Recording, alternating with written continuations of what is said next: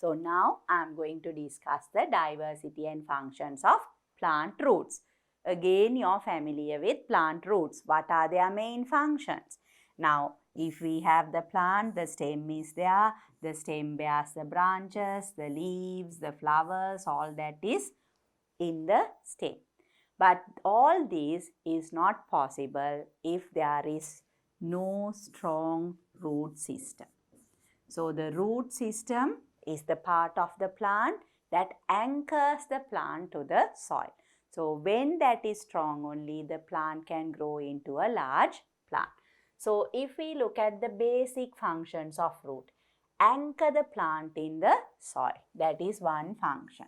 So here it has to anchor the plant. Anchor the plant. We have discussed the other function also. You have learned that in your previous grades as well, and I also discussed it. What is it? These roots absorb water and minerals. Water and minerals. So that is another important function of plant roots. So two main functions. Anchor the plant to the soil, absorb water and minerals from the soil. So these water and minerals are transported to the rest of the plants through the stems that we have discussed before. So in addition to that, roots also have diversity. So that means they do different functions, and to do those different functions, they have different adaptations. That is what we are going to discuss now. So under this, we will look at what adventitious roots are. Now, other than the taproot and its branches, now if we look at the taproot. Now, this is the plant, the root that goes like this, the taproot and its branches. So, this is the taproot and branches. Can you all tell me some examples of plants that have taproots? What are those plants? Mango, jack tree, breadfruit tree, all these are examples of plants that have taproot. Even earlier temple trees, all those are examples. So that has a taproot and branches. Now in addition to this or other than this, if a plant has roots coming from a different part of a plant. So other than the taproot and its branches, there are roots which arise from other parts of the plants. These roots are known as adventitious roots. So for example, if this is the plant and the stem is here, if there are roots coming like this will be an adventitious root. Adventitious root. So you have the taproot and the branches. Other than that, the roots that arise from various parts of the plant are known as adventitious roots. So two types of roots. Then you are also familiar with fibrous roots. Now if you take plants like coconut, kitul, paddy, they have fibrous roots. Many roots starting from the base of the stem and rooting into the soil. So you are familiar with the taproot system and the fibrous root system. And also now you know what this adventitious root is. So with that, we will discuss the different types of roots. There are roots that are adapted to fulfill many other functions. So under these functions, we are going to look at different types of roots. They are given various names. Tuberous roots. When we say tuberous roots, they store food. We will discuss all these in detail. Then prop roots. They bear the weight of the branches, or they help to hold the plant upright. Prop root. Same goes for stilt root. Helps the plant to be upright. Then climbing or clasping roots. I told you all when I discussed the climbing stems. So these are the climbing or clasping roots. Then aerial roots. Aerial roots that absorb water from the atmosphere, moisture from the atmosphere. And respiratory roots. From the name you know their function is to respire, absorb air, respiration. So like that, there are different roots that are adapted to carry out various functions. We are going to discuss them one by one. So the first one, it is the tuberous roots. The roots that are swollen. So remember these terms, children. The roots that are swollen due to storage of food are known as tuberous roots. Some tuberous roots allow the plant to survive in unfavorable season. So not only storage, they have the function of storage. Then unfavorable, survive unfavorable condition.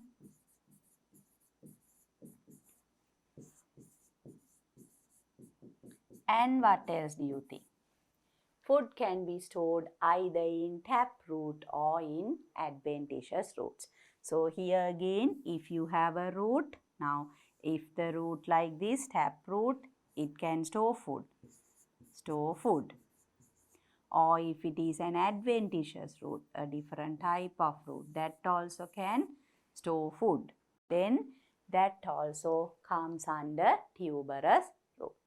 So it can be a taproot or it can be an adventitious root. So the roots that are swollen, they have to be swollen like this because they store food. Due to storage of food are known as tuberous roots. Some tuberous roots allow the plant to survive in unfavorable condition. So not only storage, they help the plant to survive unfavorable seasons.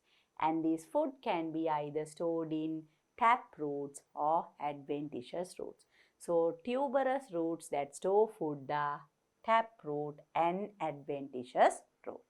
So now we will discuss some examples for these roots. First one, storage of food in taproots. So you know the shape of the taproot. Normally when it is below the soil, it has a shape like this. Now look at all these examples. Can you see the carrot, the first one? Now from this and this, there is a lot of similarity. You can see that clearly. It is a root. And here these parts, you can see the taproot that has grown. And when you look at the carrot closely, you might see the branches, the lateral roots coming from it. So you can confirm or you know to identify that it is a taproot that has stored food. Now look at the radish, look at the shape again. Now here also you can see, although it is a bulb-like structure like this, here it goes, the taproot. So this part you can see the taproot continuing. Here also you can see the lateral roots, that is the branches. So you know it is the taproot that has stored food. So carrot, radish, and here this is beet.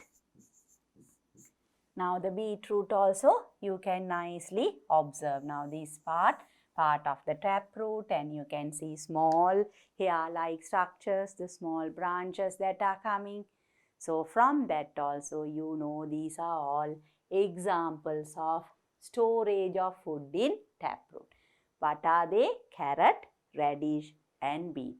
And you know they look similar, and they resemble the taproot. So that's how you are supposed to remember, students. Don't just memorize. Try to relate what you observe in your day-to-day life and try to relate them with these examples. Then it's very easy to understand and it's very easy to remember. With that, I will move on to the next one. Some plants that store food in adventitious roots. Now you know what adventitious roots are. What are adventitious roots? Roots that are produced from a part of the plant other than the taproot. Other than the taproot and its branches, any other root produced from any other part of the plant is known as adventitious root. So here, if you look at all these examples, manioc, now you have seen the manioc. Here you can see from the stem there are many roots that are coming like that, and they are all swollen. So they are all storage roots. These are all adventitious roots. Now can you see the difference between these and the previous example?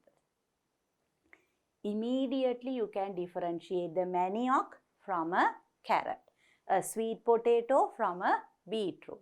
So you can understand these are from adventitious roots. So manioc is one example, sweet potato is another example, then dahlia, here also you can see.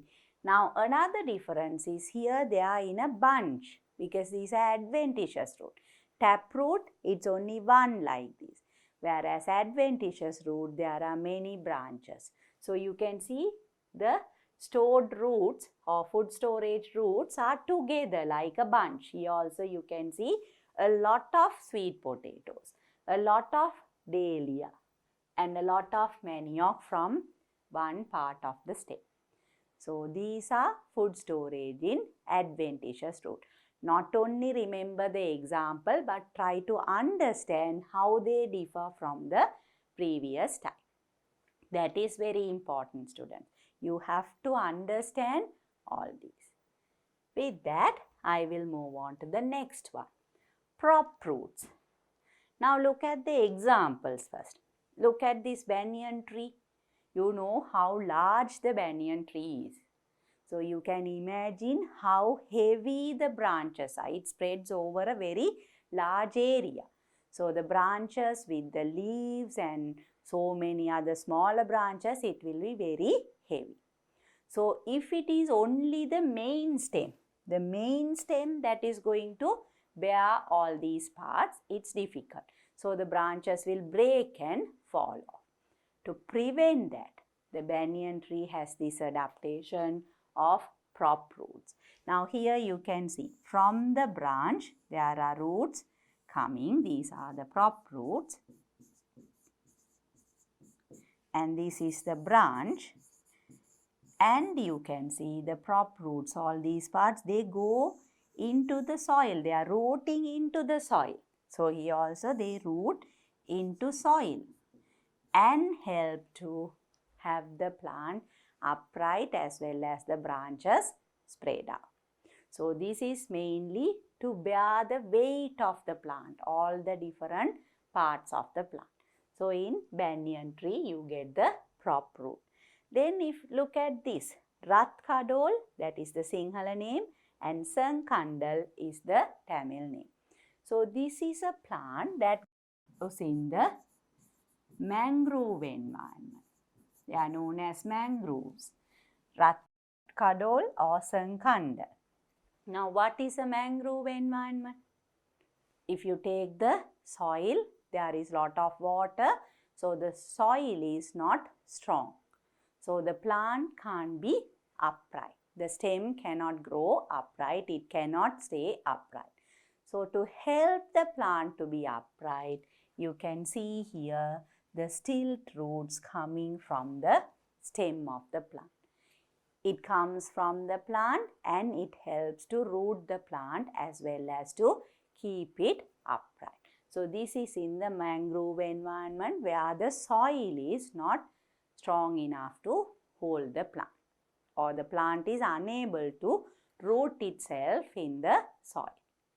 So two different environments, two different purposes, but both are prop roots. So here again you can see, students, adventitious roots. Adventitious roots arise from branches. They penetrate the soil and help to support branches. So main thing is to support the branches. So adventitious roots arise from branches and they penetrate the soil and help to support the branches. Banyan and Ratkadol or Sankandal. These are examples of plants with prop roots. Similar to this, we have another root, that is the stilt root. Again here you can see adventitious roots. That means they are not the taproot. A different type of root arise from the stem. Again here these also form from the stem, grow below the ground and support the stem. Now this is also similar to the previous one, but in the structure and the way it is, there is a slight difference. So this is known as a stilt root. Now these are all plants. You can identify this environment. What type of environment? Now these two you can see beach-like environment. Beach or sandy environment. You know what sand is. Soil is like grains. So it's difficult for the plant to grow in and hold on to the soil. That is the main function of the root. The same here. In this environment you can identify it is a mangrove environment, or what is we can call as a marshy environment. Marshy, there is lot of water, the soil is loose. So here because it's sandy, the soil is loose. Here because the soil is marshy, it's loose soil. So in both instances, it's difficult for the normal root to hold on to the soil. So what happens? They have stilt roots. So these are adventitious roots. Now if you look at this, you can see at this part from the branch, the stilt roots coming out. Here also you can see these parts, that is the branches or the stem, the roots are coming out. So this is Vatakeya or Thalai. From here you can see the adventitious roots, those are the stilt roots. In Rampe plant you can see the stilt roots coming here. And also the third type, Mahakadol or Perunkandal. So this also you can see now this is the stem, and from here you can see all the stilt roots coming. So they again help to support the stem so that the plant is upright. So they grow below the ground and support the stem. What are these types of roots? Stilt roots. What type of environment? Sandy or marshy environment, where it is difficult for the plant to root to the soil. So they help to keep the plant stem upright by supporting the stem. Examples: Vatakeya or Thalai, Rampa and Mahakadol or Perunkandal. Those are the examples that you have to remember. I am sure you would have visited these mangrove environments. So you would have seen all these, how these plants grow. You would have even visited the beach where you have seen these plants. So now you can relate the name and you can understand why they have that special structure. And next time when you visit, you can observe it closely to understand the structure, that is the diversity of the root for different functions. With that, I will move on to the next type, climbing or clasping roots. You know what climbing is. We have discussed climbing stems. What is clasping? Clasping your hands, holding on to something. So here also there are roots that help the plant to climb. Look at the examples. Beetle. Look at the stem, a very thin stem. So it is a climbing stem that has to grow around a support. Look at this one, pepper, that also has very thin stem. And you would have seen pepper as well as beetle, they climb around another tree or another support. So there they have climbing or clasping roots.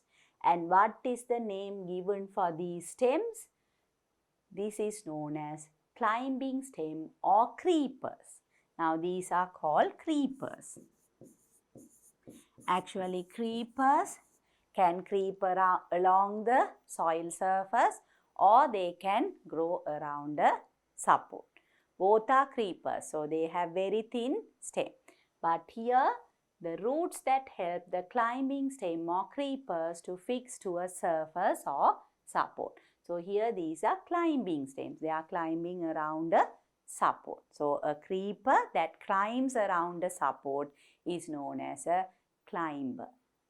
Remember the difference. Creepers are plants that have thin stems, they can creep along the soil or they can creep around a support.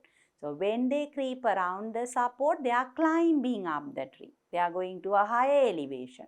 So then we call them climbing stems or climbers. And the roots that are present in climbing stems, they are known as climbing roots or clasping roots. So students, these are all new terms. You have seen these plants, you know them, but we are relating all these new terms with the plants that you have seen. That is what you have to remember now. You have to understand the terms. So beetle and pepper are examples of plants, climbers, that have climbing roots or clasping roots. So here if you take a large support, now this climber is going to grow around this, and at different places you can see the roots coming like that. So these are the climbing or clasping roots. So they will help the plant to hold on to the support. Climbing roots or clasping roots. Is that clear to you all now? Okay then, I will move on to the next one. Now this is another type, aerial root. Now look at these two plants, orchid and vanilla. Now here you can see the orchid plants have grown from pots. Now the pots are hanging from a higher surface, and here you can see the plant. Now the pot is very tiny and you can see all the roots coming out of the pot. So that means they don't have a lot of soil to root into it. The roots are coming out. You all know the function of roots. They absorb water and minerals. So the same thing, here also they need to absorb water and minerals, but they are not rooted into the soil. So how do they absorb water? They absorb from the atmosphere. That is why we call them as aerial roots. These roots absorb moisture from the atmosphere and supply the plant. So a special type of root. And this is a special type of plant. It hasn't rooted to the soil.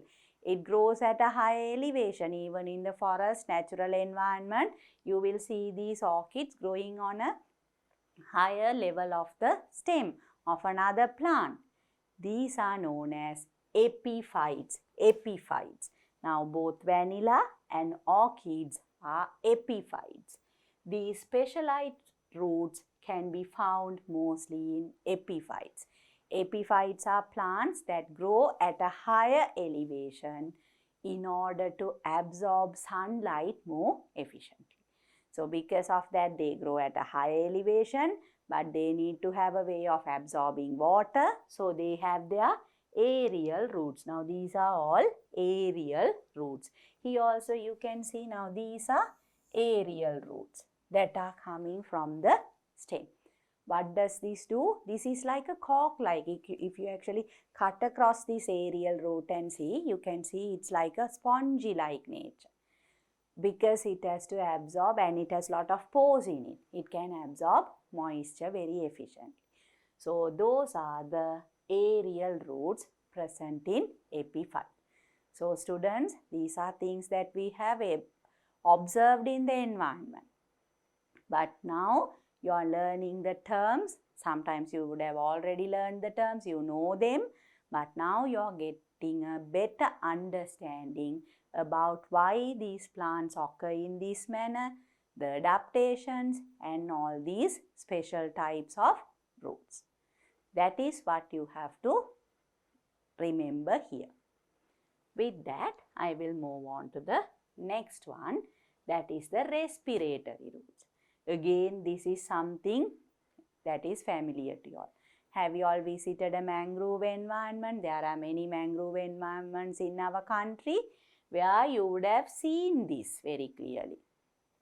The roots coming up above the water in a marshy land, in a mangrove environment. There is water above the soil and you can see the roots coming up. Now here you can see these roots. These are known as respiratory roots. You know what respiration is. What is respiration for us? We inhale oxygen, we exhale carbon dioxide. Like that, the plants have to inhale oxygen, exhale carbon dioxide for respiration. The same way, they need to inhale carbon dioxide and they give out oxygen when they do photosynthesis. That also you all know. So they need to absorb carbon dioxide during the daytime when there is sunlight and oxygen during the nighttime and daytime as well. So they need to respire. So to do that, they can't respire from the soil. The problem is the roots won't get enough oxygen or carbon dioxide, mainly oxygen. Why? Roots don't do photosynthesis, but they need oxygen to survive. Now this is a marshy land. Now you can see this is filled with water. So there is no oxygen in that soil because it's filled with water. So because of that, now from the soil, the plant is here, the root comes up and forms structures like this. These are the respiratory roots. So they absorb oxygen from the atmosphere and they supply to the soil part that is below the soil. Is that clear now? So I told you all, don't confuse. Now normally the plant, the leaves absorb carbon dioxide and oxygen. But the roots also need to absorb oxygen. And you all know there is oxygen in soil. That is the normal environment. But here, because it is a marshy land, there is no oxygen in soil. So the roots have to grow out of water as respiratory roots and absorb oxygen. So example, Sonaratia, that is these plants. Then Mahakadol, that is this plant. That also has the respiratory root.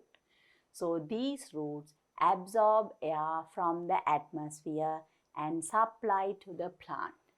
They are specialized roots which can be found mostly in mangroves. So I explained that also. Mangroves are marshy lands. So specialized root. And what is their function? To absorb air from the atmosphere and supply to the plant. That is the special function. Now do you all understand the function? Okay. So we have one more type. That is the propagative root. So now you know the meaning of propagative. What is propagation? Producing new plants. So here the propagation occurs through roots. Now in your environment, if you have a curry leaf plant, you might have seen the large plant, it's all grown and well adapted to the environment. After some time, that is a few months or few years, you might see new plants coming up above the soil. Now say if there is the well-grown plant here, then near this plant you see a small plant coming up. Now this is all well adapted and grown up. Now how is this possible? The reason is now we have the root system here. The root branches out and forms a new plant there. So propagation by root. So you get new plants growing around the main plant. One example is curry leaves. Now here you can see the curry leaf plant. Now this is a young plant. So this is the root. Now from this mother plant, the root grows and forms into a new plant. The same for guava. Now here you can see the guava plants. The roots spread out and form a new plant. Another example is belly or wilworm. Here also you can see the mother plant. Near that you can see very young plants. So here the propagation is by roots. So propagative roots. These roots produce new plants. So that is a special function of the root. So far we have discussed many different functions. What were the functions? The basic function of roots? To hold on to the root the plant to the soil and to absorb water and minerals. Then we looked at special functions. Tuberous roots, which are swollen with food storage. Then what did we see? We looked at prop roots, stilt roots. Then we looked at the respiratory root, the aerial root, different functions. And then these reproductive root or propagative roots. So those were the different types of roots that we discussed so far. So now we will go to the lab and observe the some plants' roots. Now we are going to discuss the different types of roots present in plants. So this is just to show you all the roots. Here you can see the shoot system. From the shoot system, when there is the main root, that is the taproot, and the branches coming from it, the branch roots or the lateral roots, and they have the root hairs. These are the main type of roots.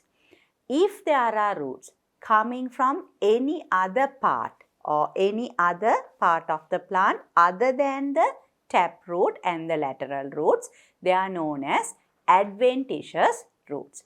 So now we are going to look at different types of roots, the taproot as well as the adventitious root, and when they do different functions, they show different adaptations and they are given different names. So under that, first we will look at the tuberous roots, the taproot that stores food. So for that I have two examples here, the carrot and beetroot. Here you can see even the carrot has the shape of the taproot. It has stored food here. You can see the end of the taproot and you can see those lateral roots as well. So this is a tuberous root, the taproot that stores food. Same goes for beetroot. That is also a taproot, that is a tuberous root that stores food. Then we have the next type of root. This is an adventitious root. This is actually a sweet potato plant. Now here you can see these are the different roots. Those start from different parts of the stem. So they are known as adventitious roots, and these roots can store food. So they are again their storage function or storage roots, but the adventitious roots store food. So that is another function of the root. Then there are adventitious roots coming from the branches of plants. For example, if we take the banyan tree, it's a very large tree with a lot of branches. To hold the weight of the branch, there are prop roots. Here you can see they start from the branch, come down and they root into the soil. So they can provide a support and hold the branches and bear the weight of the branch. So these are known as prop roots. So after the prop roots, I have another type of adventitious root that forms from the stem. I am sure you will know this plant. This is a rampe plant. Here you can see this is the stem and there are these roots, all these parts, the roots coming from the stem. And these are known as the stilt root. Now this grows in a mangrove environment where the soil is muddy and not very strong. So in order to hold the plant in the correct position, these stilt roots are there in the plant. They hold on to the soil and hold the plant erect. So that is again another type of adventitious root. So again I have another type of adventitious root. Now here you can see this is a beetle plant. It has a very thin stem. So it grows around another, either a plant or another part where or say a wall. So to hold on to that part, the other tree maybe, it needs to have the climbing roots. Here you can see in different parts of the stem, it has the climbing roots. So this helps to hold on to the other tree or the wall or any other component around which the plant is going to grow. So, this is also an adventitious root which is called the climbing root. Then there is another type of root known as the respiratory root, where again in mangrove environments the plant root cannot respire. There is too much of water in soil, so there is not enough oxygen. So, because of that, the respiratory root grows above the water level and it can respire from the environment. Soneratia is an example for respiratory root. Then there is another type of root. Now you all know this is an orchid plant. So these are plants which are known as epiphytes. Again, they grow on a higher surface, higher elevation, so that they can obtain enough sunlight. So then, normally the roots, when they root into the soil, they absorb water and minerals for the plant. Now here the orchid, the epiphyte is going to grow at a higher elevation, not in the soil, or you might have seen it hanging from different places. So there are these aerial roots. Now these roots are adapted to absorb moisture from the atmosphere. So they absorb moisture and provide it to the plant. So this is an aerial root. And finally, I have the normal root that is there for reproduction, reproductive roots. Now this is a curry leaf plant, a small plant, but you would have seen the large curry leaf plants near the plant from another place. The root comes out of the soil and that produces another plant. So they are reproductive roots. So that is again a different adaptation shown by roots. So from all these examples, students, you all can understand the main function of the root is to root the plant into the soil, absorb water and minerals. So that is the main function. Apart from that, the root carries out many other functions and accordingly it has different types of adaptations. So students, you should know the examples for different types, why they are there, what is the adaptation, what is their function. You don't need to go into detail, but whatever we have discussed, you should be able to relate it to the plant. So if you see a new plant with similar features, you should at least remember, okay, this one has stilt root, this has a prop root. Like that, you should be able to identify. So not only roots, even the other parts of the plant. With that, I will move on to the next slide where we have an assignment. Assignment, this is given in your textbook. So this is something that you have to do.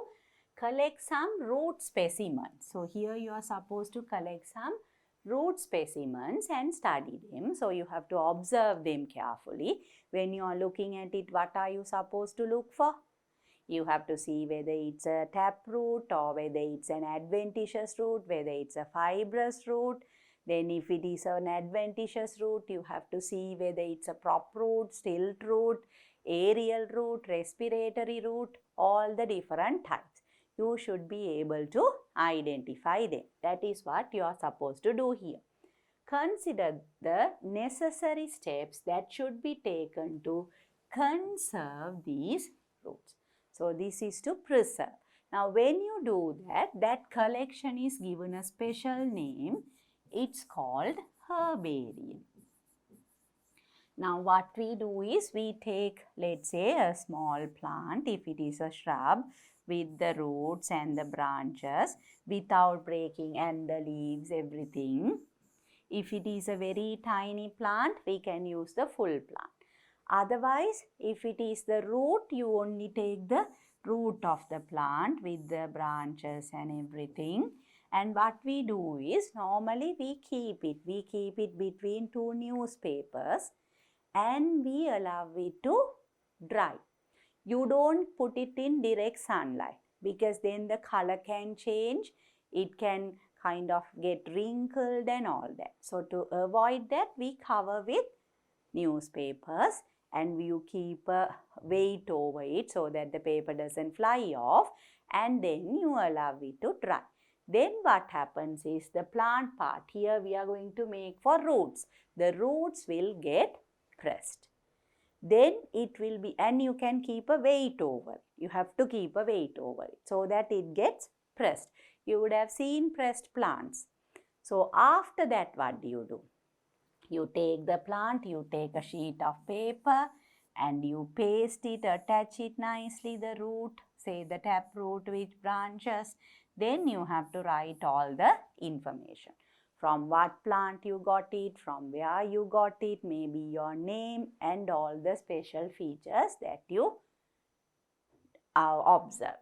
And when doing that, you have to make sure you identify the plant root properly. How do you do that? There are already books that have all these information regarding different plants, parts of their plant, all that is there. So you can refer a book like that. Otherwise, you can refer the internet. But when you do, you have to make sure you identify it properly. If you can't do it alone, get the help of an elder person, a teacher or someone who is very much familiar with these parts. Then after that, you make the herbarium. Once it's done, now this is just for one root. Like that, you will have a collection of roots. So you can look at various types, their adaptations. So you get a lot of information. You can understand plants very well. So that is what you are supposed to do under assignment. So I will move on to the next slide. Again, we have another assignment. Plan a field visit. You know what a field visit is. Now, normally you learn from school. There you are in a classroom. In school also you will have plants, but not a lot. Depending on the space, you might have quite a selected number of plants. But if you go to a field that is a natural environment, you can see many different types of plants. So it will be more easy for you all to observe all these features. That is why field visit, to observe the nature and the diversity of plants. Study the adaptations of plants and relate them to their function. This is what I have been telling you all so far. You study the adaptations, look at the parts carefully, identify them and relate them to their function. That is the purpose of studying this lesson. You should be able to understand and relate the functions to different parts of the plant and their adaptations. So with that, students, I have come to the end of the lesson. So far we have discussed the diversity and functions of plant leaves, diversity and functions of plant stems, and finally the diversity and functions of plant roots. So you know they have their basic functions. In addition to that, they are adapted to carry out various other functions. So you should remember the examples, you should know the adaptations and why they are adapted like that and how they carry out their function. That is what is necessary for you. So with that, I will move on to the summary of the lesson. Summary. The major parts of a plant are roots, stem, leaves, fruits and flowers. That you know. There is vast diversity among parts of the plants. Diversity. Many differences. Adaptation of plant parts to their functions is the reason for this vast diversity. They are adapted to different environments to carry out different functions. That is why they are diverse. There are some plant parts that exhibit special adaptations. Tuberous roots, photosynthetic stem, climbing roots, propagative leaves. So those are all special adaptations. The basic function of a leaf is photosynthesis. Some leaves are adapted to store food and water and also for propagation. The basic function of a stem is to hold leaves, flowers, fruits and transport water and minerals throughout the plant. Holding leaves, flowers, fruits and transport water and minerals throughout the plant. The basic function. Some stems are adapted for photosynthesis, to climb up, propagation and to store food. We have discussed all these. The basic function of roots is to anchor the plant to the soil. So, roots is to anchor the plant in the soil, absorb water and minerals. So, anchor the plant, absorb water and minerals from the soil. Tuberous roots, prop roots, stilt roots, climbing roots, aerial roots and respiratory roots are adapted for special functions. The reason for vast diversity among plants is their functions and adaptations to survive in different environments. So, that is the important thing. They are adapted to survive in different environments. That is why they show so much of diversity and so many adaptations. So, I am sure now you all have a very good understanding about the parts of the plant as well as their basic functions and their special adaptations, the need for those special adaptations as well as the functions. So, with that, I have completed the lesson. But what should we do next? We have to answer questions.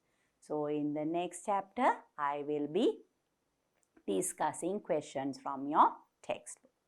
And after that, we will discuss some extra questions.